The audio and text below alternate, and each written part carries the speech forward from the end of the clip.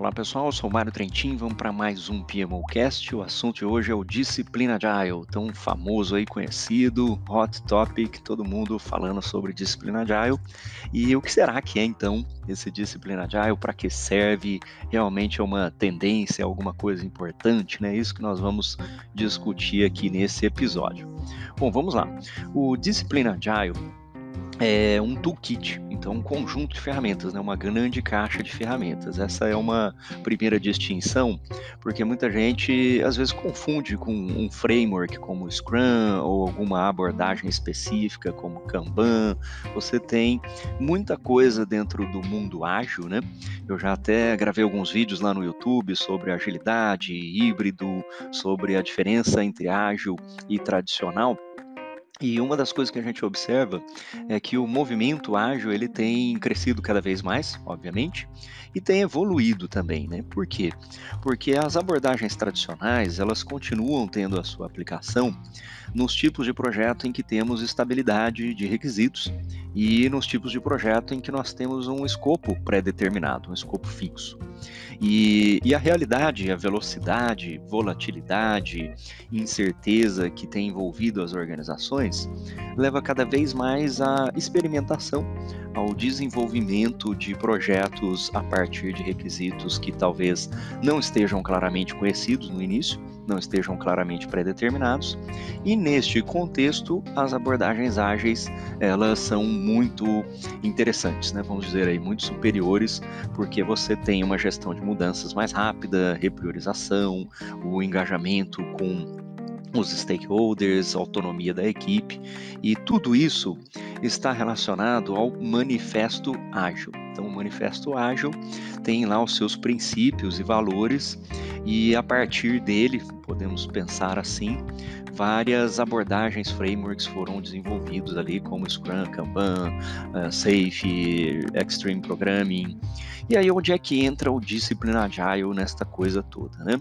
O Discipline Agile, o Discipline Agile Delivery, ele começou a ser desenvolvido como uma maneira de organizar todo esse monte de coisas que nós temos por aí, porque você tem, no final das contas, um montão de coisas, né? Você tem um Unified Process, você tem o Guia PMBOK, você tem Spotify Method, você tem tudo isso aí que eu mencionei antes, né? De Safe, Scrum, Kanban, DevOps, e aí tem ficado cada vez mais difícil para as organizações poderem definir o seu modo de trabalho, certo?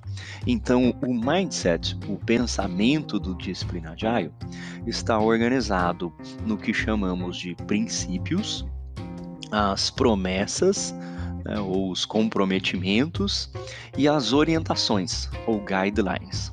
Então, tudo começa com os princípios, né? Os princípios do Discipline Agile são surpreender o cliente, né? O Delight Customer, essa é a primeira coisa. Então, observe que esses princípios, eles são orientadores e também são inspiracionais.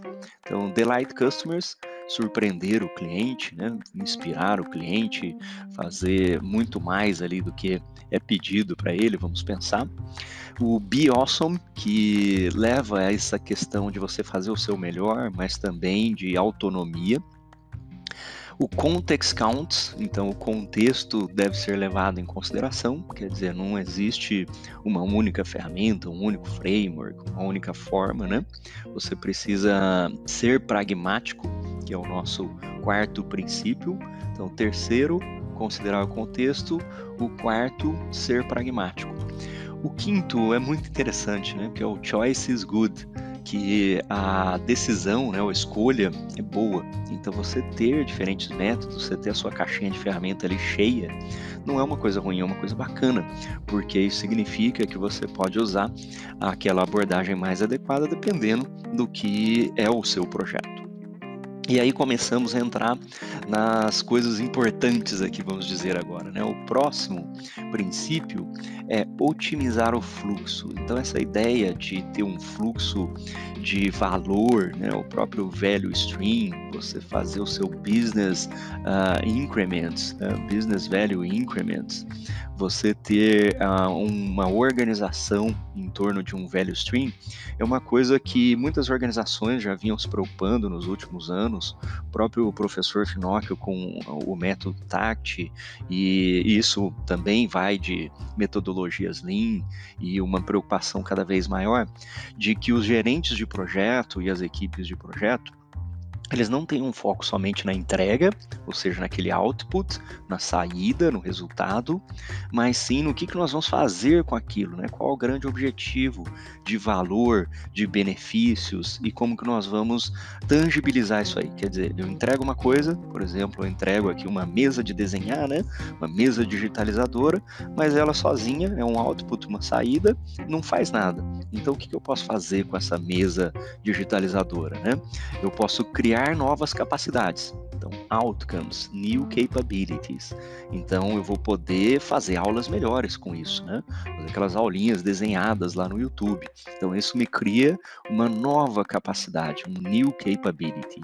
Mas, para isso, eu preciso conseguir usar, que deve ser, né, o output, a saída, enables ou permite a criação de uma capacidade.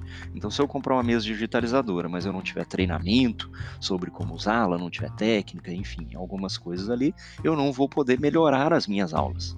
Então, output, uso do output me cria uma nova capacidade. Então, uma saída, um resultado, me cria uma nova capacidade.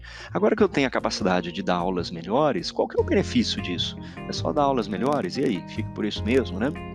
Eu posso definir vários benefícios. Então, posso talvez ter um aumento de receita, se eu for um professor que vai vender aulas. Eu posso ter um outro benefício, que é o aprendizado do aluno, a retenção, enfim. Então, você entendeu a ideia aqui, né, de otimizar o nosso fluxo de valor, o nosso fluxo de criação de valor, entendendo que nós temos resultados, pedacinhos intermediários ali, mas que o grande objetivo é o valor e não o pedacinho, né?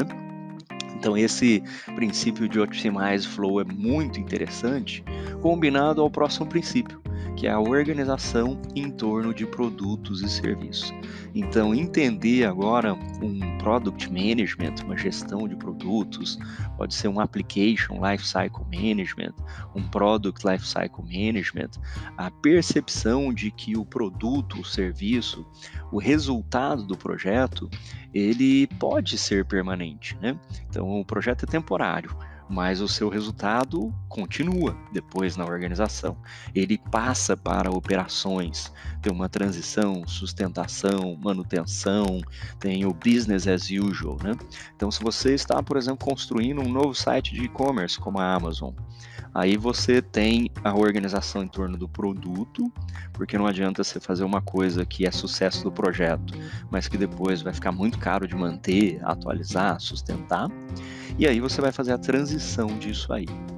O que nos leva ao último princípio aqui, e não menos importante, que é o entendimento da empresa, o Enterprise Awareness. Então esses são os nossos princípios do Discipline Agile. Então, Delight Customers, a gente surpreendeu os nossos clientes, Be Awesome, você como membro de equipe e os participantes. O contexto deve ser considerado, Context Counts. Devemos ser pragmáticos, use o que funciona, be pragmatic. A escolha é boa, então choice is good, nosso quinto princípio.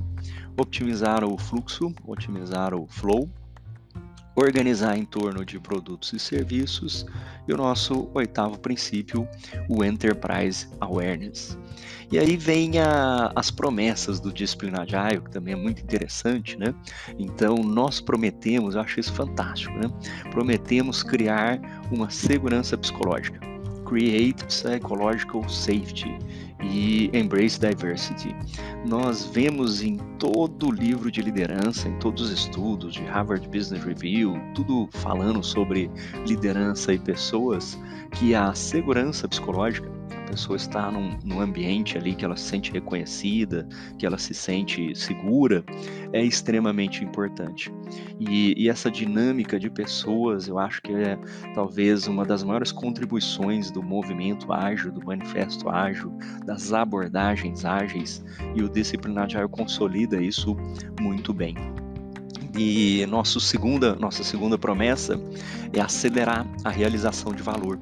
Então, encontrar maneiras de fazer uma priorização adequada e de ter um fluxo também adequado para a nossa criação de valor. Terceira promessa, colaborar de maneira proativa. Proatividade é um negócio que eu falo em tudo quanto é vídeo meu lá do YouTube, né? Muita gente tem essa proatividade como sendo alguma coisa assim, né? Aspiracional, seja proativo, vai, proativo e tal. Ser proativo significa você participar, você se preparar, você comentar, você contribuir, você oferecer ajuda, você realmente step up, né? Você subir ali no pódio e fazer as coisas. Então isso é a proatividade e times proativos, pessoas proativas vão ter não só mais sucesso no projeto, mas no seu desenvolvimento também e satisfação profissional, né? Outra promessa que nós temos aqui, fazer todo o trabalho e o workflow visível. Nossa, visibilidade é uma das coisas mais fantásticas, né? Eu, quando li o livro Visual Project Management e Making Visual Work, são dois livros que eu recomendo bastante, vou deixar depois nas descrições aqui do podcast também. Mas esses dois livros, eles ajudaram muito em vários contextos que eu tinha dificuldade de gerenciamento da equipe ou de gerenciamento de tarefa. Então, a transparência, o trabalho visível, o workflow visível, isso é fundamental para o sucesso da equipe, para o sucesso do projeto, né? Eu tive uma equipe lá em 2012 em que tínhamos muita dificuldade, né? Na época não existiam tantas ferramentas assim, você precisava fazer uma ligação de Skype, mas não tinha todas essas coisas aqui como um Teams de colaboração, utilizar o Planner, a Asana, ferramentas como essas hoje. Então, a gente controlava as tarefas muitas vezes enviando arquivos por e-mail ou enviando tarefas por e-mail, né, compartilhando ali um Excel, um arquivo do project, MPP. Isso criava uma confusão muito grande, porque nesse projeto tinha pessoas de vários países e a gente não tinha um repositório centralizado, né? Hoje você fala aí que você tem um OneDrive, um SharePoint, mas a gente não tinha, porque também as pessoas eram de organizações diferentes e aí não havia uma intranet, por exemplo, né, para você salvar as coisas. Eu comecei a observar que as tarefas estavam se perdendo, que as pessoas estavam perdendo foco, né, esse tipo de coisa. E aí foi aí que eu comecei a utilizar uma ferramenta visual, que era uma ferramenta similar ao Trello na época, mas ainda incipiente ali a ferramenta, mas era uma ferramenta semelhante ao Trello, em que a gente tinha todas as tarefas e eu fazia uma reunião, e aí eu capturava a tela, né, e enviava aquilo ali para as pessoas, mas elas também tinham acesso ao quadro, né, ao board. Então essa visibilidade é extremamente importante, porque nos leva à próxima promessa, que é melhorar a previsibilidade, improve predictability. Aí nós temos o Keep Workloads Within Capacity. Essa é uma promessa fantástica aí do Discipline Agile, porque de tudo que eu já aprendi em gestão de projetos e gestão de portfólio, parece que a gestão da capacidade e do homem-hora é o pulo do gato, porque todo mundo faz, né, requisitos, cronograma, aquela coisa toda, mas aí na hora que chega lá para ter os recursos, as pessoas trabalharem de verdade, tá todo mundo super alocado, mal alocado, altos e baixos, e isso causa problemas no projeto, né? Então não adianta as pessoas estarem trabalhando 150%, porque você não vai ter resultado. Então é o que eu sempre falo, né? Você tem 10 projetos atrasados, se você começar mais 10, o que acontece? Você não tem 20 bons, né? Você vai ter 20 atrasados. Então o pipeline, esse nosso, né, cano mesmo de execução, o pipeline da execução, se você colocar uma demanda muito maior que a capacidade, aí não sai nada. Ele entope o seu cano e você vai ter zero output, né? Zero throughput. Então, manter o workload, a capacidade, as demandas dentro da capacidade. E por fim, a última promessa é a melhoria contínua, como não poderia deixar de ser, né? E vou falar aqui rapidamente dos guidelines e em próximos episódios eu vou tratar de cada uma das demais coisas aqui em detalhes, explicando um pouco mais do Discipline Agile. Mas para concluir, nós temos os guidelines, que são orientações Então, validar os seus aprendizados, aplicar design thinking, então ter este pensamento de design, isso é uma tendência também muito positiva nas organizações e nos projetos. Você respeitar os seus relacionamentos, manter os relacionamentos, importante, assim como fala o Manifesto Ágil também. Criar ambientes efetivos para a felicidade, foster joy. Isso também é uma coisa que eu fui pegando aí com a experiência, né? As nossas equipes felizes, satisfeitas, elas produzem muito mais. E tem também uma ciência enorme por trás disso, né? Tem um pesquisador de Harvard que eu gosto muito, que é o Shawn Achor.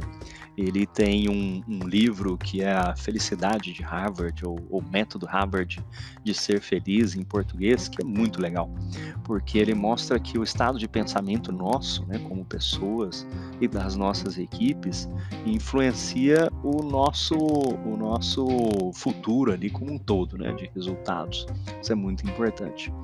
Temos a mudança de cultura pela mudança do sistema. Isso eu vou criar um episódio somente sobre isso, né? Porque muitas vezes a gente acha que a cultura tem que mudar para depois a gente mudar o sistema e as ferramentas. Na verdade, o ambiente, ou você mudar a ferramenta, cultura, regras, ele impacta como um todo. Então, você mudar, às vezes, o externo impacta os nossos pensamentos internos aqui também, né? Criar times autônomos e auto-organizados, então, autônomos e self-organizing teams. Adotar medidas para melhorar os nossos resultados, nossos outcomes. E alavancar os ativos organizacionais que nós temos na nossa organização. Então, esses são princípios, promessas e orientações do Discipline Agile. Discipline Agile, como eu mencionei, é um toolkit, uma caixinha de ferramentas. Eu vou falar um pouco mais do que vai dentro dessa caixa de ferramentas nos próximos episódios, e aí nós vamos explorar um pouco melhor cada uma dessas coisas. Bom, é isso aí, um grande abraço e até o próximo episódio.